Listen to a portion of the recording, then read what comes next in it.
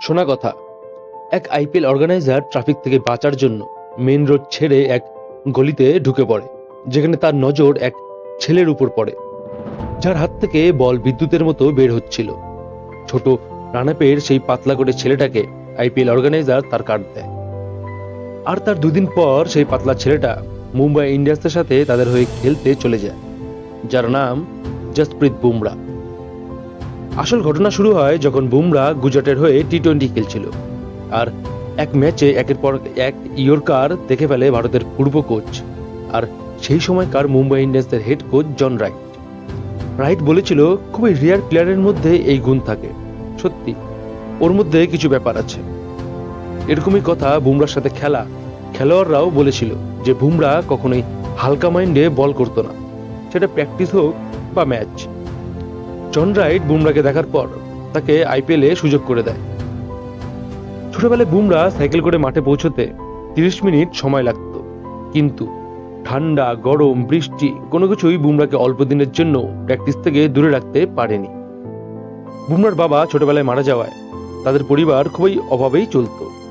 তার মা বুমরার খেলা দেখতে ভয় পেত আর ভাবতো, দেশে এত ভালো প্লেয়ার, তার মধ্যে বুমরা কি করে জায়গা করে নেবে। বুমরার তো খেলার সামগ্রীও ছিল না।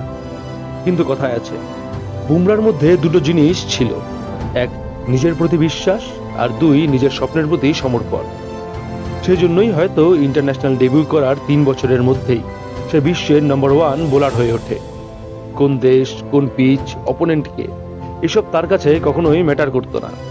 বুমরা নিজের খেলার প্রতি এতটাই সমর্পণ ছিল যে এটা থেকে তার অনুমান লাগানো যায় যে 2017 চ্যাম্পিয়ন্স ট্রফির ফাইনালে 3টা নো বল করার পর এখনো অবধি সে মাত্র 8টা নো বল করেছে।